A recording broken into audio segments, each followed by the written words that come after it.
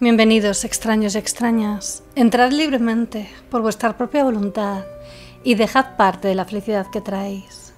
Mi nombre es Estela Nayad y hoy vamos a hablar del crimen de los ciclistas. Krzysztof Chmielewski y Holger Franz Hagensbusch eran dos ciclistas europeos movidos por el deseo de explorar el mundo. Se conocieron y decidieron viajar juntos. Tras su desaparición, se hallaron sus cuerpos en un barranco. Las autoridades inicialmente catalogaron el caso como un accidente, pero las evidencias sugerían un homicidio violento. Intrigados, acompañadme en esta misteriosa historia. Pero antes no olvidéis suscribiros a mi canal para ver más vídeos como este, dadle a la campanita de notificaciones para que os avise cuando subo un nuevo vídeo y seguidme en mis redes sociales.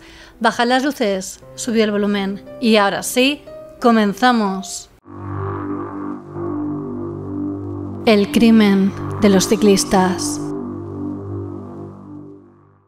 Hay algo en el corazón humano que nos mueve a salir de nuestra zona de confort y enfrentar el mundo en el que vivimos. Muchos de nosotros solo pasamos por la vida con la ilusión de conocer otras latitudes o lo hacemos a través de una pantalla o mediante pequeños y ajustados viajes en los cuales vemos una parte ínfima y acaso ilusoria del mundo. Para aquellos que toman a la vida como realmente es, para descubrir si lo que nos dicen a través de esas mismas hipnóticas pantallas es verdad, para los que siguen el llamado de su corazón, el mundo se convierte en un lugar sorprendente, único en todas las facetas, vivo, radiante, vibrante. Quizá por la enorme cantidad de ventajas que tiene emprender un viaje sin fecha de retorno, algunas personas olvidan que además de hermoso, el mundo también es un lugar, por desgracia, peligroso. Y es que existen dos realidades en este planeta: la vida como una cifra de la violencia, una entrega absoluta a la barbarie y la libertad de vivir sin cadenas, procurando hacer el bien en comunión con el entorno. Usualmente cuando estas dos fuerzas opuestas se encuentran ocurre la tragedia. La trágica historia de Krzysztof y Holger aconteció en México.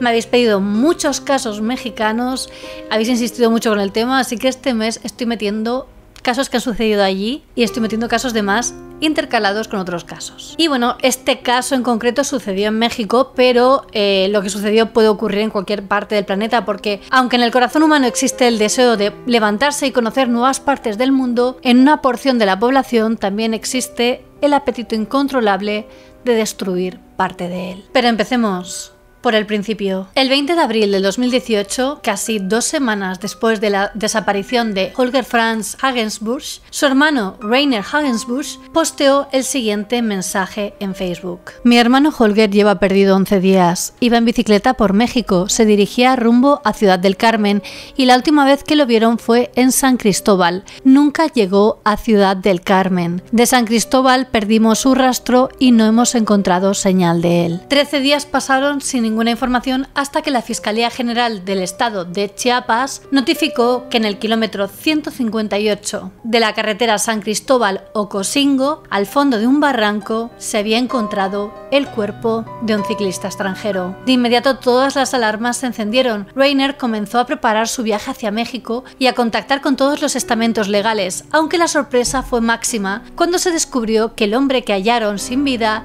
resultó ser otra persona: Krzysztof Chmielewski. Nacido en Polonia, Krzysztof contaba con 37 años al momento en el que llegó a México. Había salido de su país natal rumbo a Canadá con la idea fija de recorrer el hermoso continente. De esta manera inició su travesía por los Estados Unidos, donde se hizo con una bicicleta, la cual se convirtió en su amiga fiel durante los días de viaje. Después de recorrer parte de Norteamérica, enfiló sus ruedas hasta México. En Facebook, red social donde compartía las fotografías de sus múltiples destinos, Christoph describió al país y a su gente como algo totalmente mágico. El hombre se encontraba encantado, además, con los paisajes y con la comida también. Al llegar a Chiapas, a principios del mes de abril del 2018, llegó a la capital Tuxtla Gutiérrez, donde además de realizar una sesión de fotos en lugares emblemáticos, también tuvo la oportunidad de ser entrevistado por un medio local. En la última grabación que se tiene de Christoph podemos evidenciar que era una persona que amaba la vida,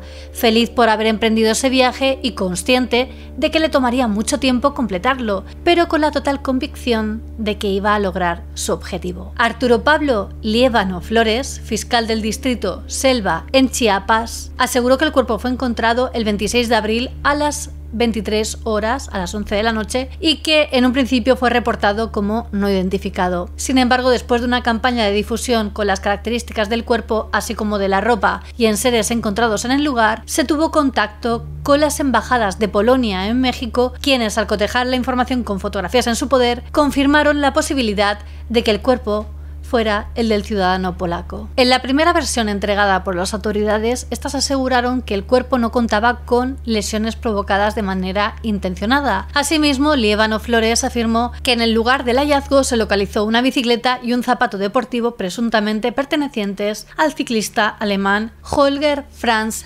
Hagenbusch, de 43 años. En su entrevista, Christoph afirmó que el final de su viaje sería Patagonia, el punto más remoto en Argentina. Con esa idea se propuso dejar Chiapas atrás, aunque antes tenía previsto visitar San Cristóbal de las Casas. Fue allí donde conoció a Holger Franz Hagenbusch. Holger, de 43 años de edad, había llegado a San Cristóbal la última semana de abril, lugar en el que estuvo alrededor de 4 días antes de viajar hacia Campeche. Holger Franz, quien era enfermero de profesión, emprendió su viaje a través del mundo 4 años antes de su llegada a México. En su recorrido visitó países de Europa, Turquía, Irán, Tíbet, Alaska, Canadá, Japón y Estados Unidos. México era el ingreso a América Latina, zona que planeaba recorrer en su totalidad para después continuar en África. Todos aquellos a los que se encontró en su camino lo recordaban como una persona risueña, ansiosa por conocer el mundo, amistoso con los que lo rodeaban, en general alguien que amaba vivir la vida sobre todas las cosas. Quizá fuese la razón que unió a Christoph y a Holger en su viaje.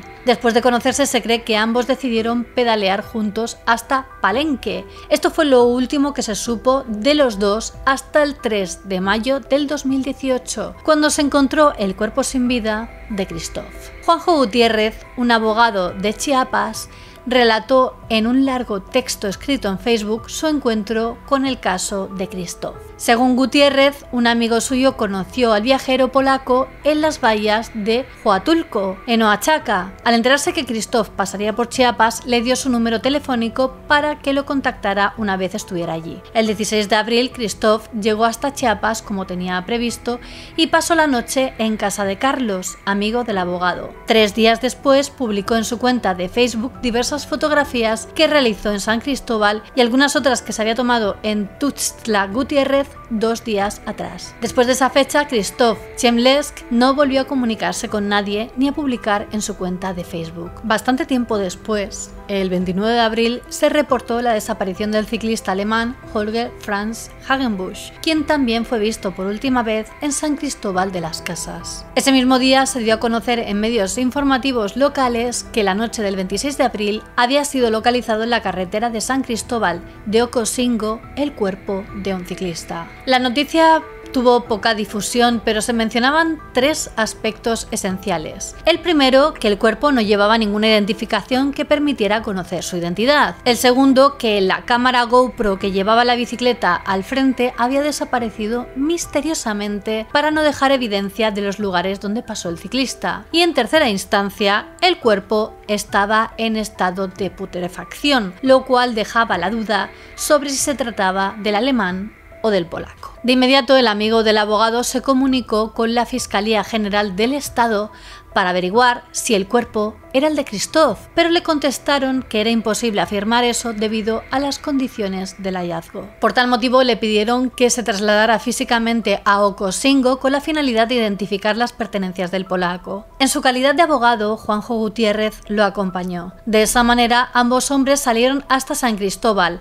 Allí los recibió el fiscal Pablo Liévano, quien les aseguró que la muerte del ciclista había sido accidental al precipitarse al barranco después de ser golpeado por un tráiler en la curva del kilómetro 158. Acto seguido, el fiscal les mostró una serie de fotografías del lugar donde se localizó el cuerpo y de los detalles de la autopsia. Cuando Juanjo y su amigo vieron las fotos, se dieron cuenta de algunos detalles extraños que no terminaban de cuadrar. Por ejemplo, el cuerpo encontrado no tenía cabeza. Lo único que se podía apreciar eran unos pequeños trozos de hueso pertenecientes a la nuca. Eso ya les pareció lo suficientemente desconcertante a ellos y a cualquiera. La hipótesis de las autoridades era que el cráneo se despedazó con la caída.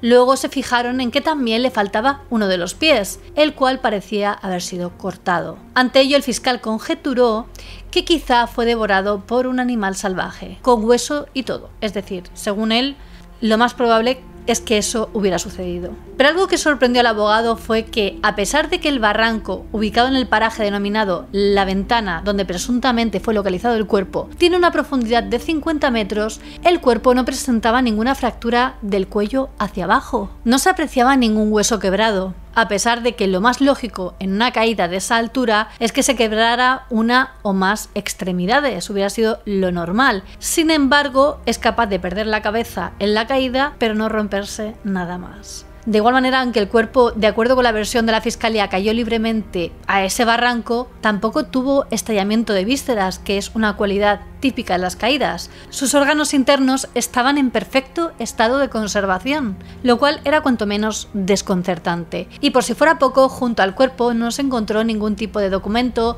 billetera, rastro de dinero. Para la fiscalía simplemente no estaba ni punto, pero no se preguntaron por qué, lo cual era extraño, especialmente porque se trataba de un extranjero. Si hubiera sido alguien local, podría haber salido sin dinero, pero al ser extranjero lo normal es que llevara identificación y dinero para poder moverse libremente. Sin embargo, lo que más sorprendió a Juanjo y a su amigo fue que la bicicleta encontrada junto al cuerpo, que en ese momento no habían identificado como el de Christophe Chimlesk, no pertenecía al polaco, sino a Holger Franz Hagensbusch. Es decir, el cuerpo era de Christophe, pero la bicicleta era de Holger. Algo no cuadraba. Otras cuestiones que las autoridades no pudieron responder en ese momento fue que el remolque usado por el polaco en Huatulco y en Tuxtla estaba cerca del cuerpo hallado en el barranco. Me vais a perdonar cómo pronuncio Tuxtla, pero es que no sé cómo decirlo, así que los que seáis mexicanos, por favor,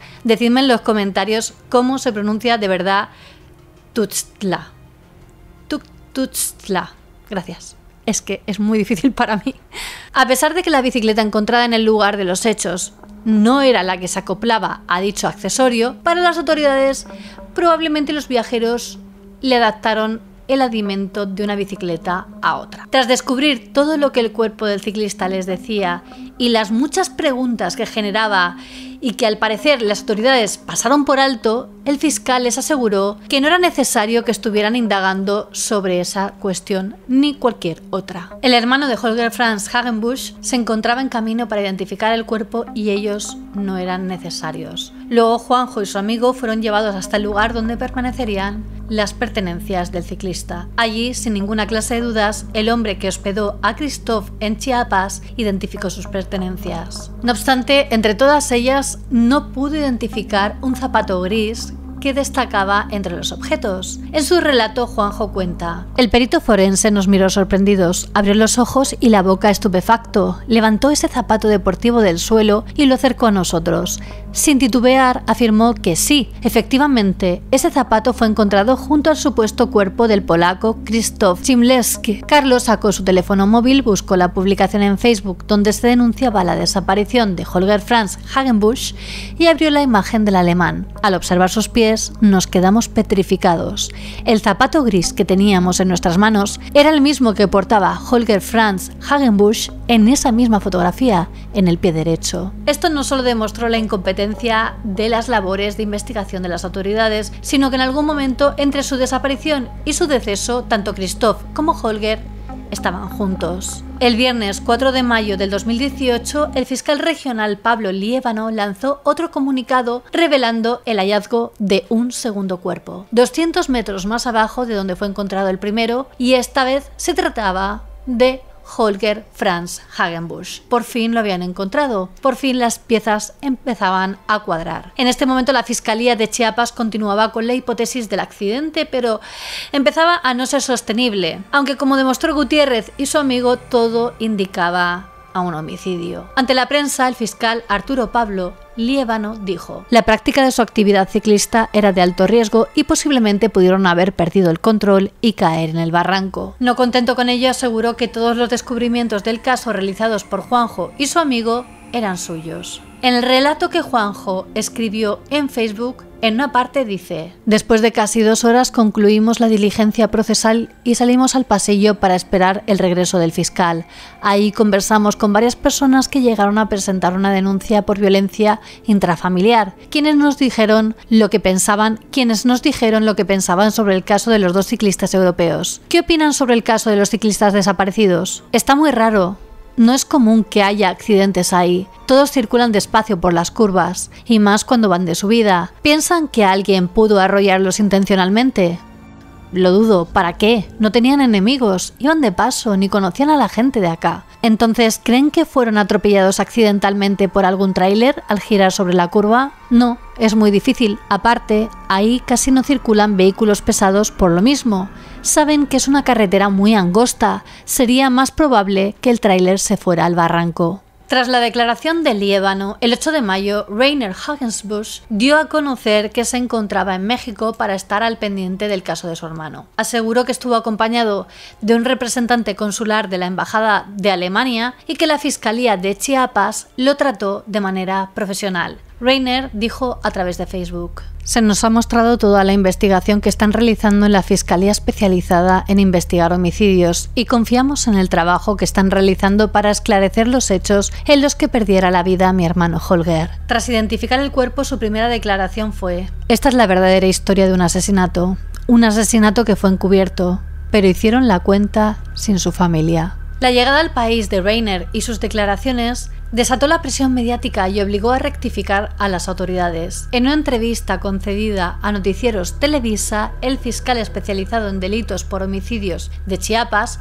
Luis Alberto Sánchez, modificó la valoración inicial y habló de asalto con violencia. Por fin se atrevían a aceptar la verdadera causa de la muerte. Por fin reconocían que se trataba de un asesinato. Es que las evidencias hablaban por sí mismas. Además de las heridas que presentaba el cuerpo de Christoph, que evidenciaban una hazaña contra su persona, a Holger le encontraron con una herida de bala en el cráneo. Eso no se hace por una caída por un barranco. Al conocerse los terribles detalles del caso, Luis Alberto Sánchez declaró que el fiscal Liébano, que alegó que fue un accidente, no lo hizo con mala intención, ni tampoco para ocultar evidencias. Luego lanzó una hipótesis sobre lo ocurrido, pero para él todo indicaba que se trató de un robo que terminó de la peor manera. Dijo que quizás se opusieron y por eso los mataron. Esto nos recuerda al caso de los surfistas que subí recientemente al canal. Y este es el caso de los ciclistas, que por desgracia tiene muchas similitudes con ese caso. La teoría que Juanjo lanzó el día en que ayudó a su amigo a identificar a Christoph concordaba con la del fiscal especializado en delitos. En su relato señala que habló con una empleada de la fiscalía para explicarle su teoría del robo. Todas las pertenencias de los ciclistas estaban valoradas por más de 200.000 pesos mexicanos, o lo que serían unos 10.325 euros. Llevaban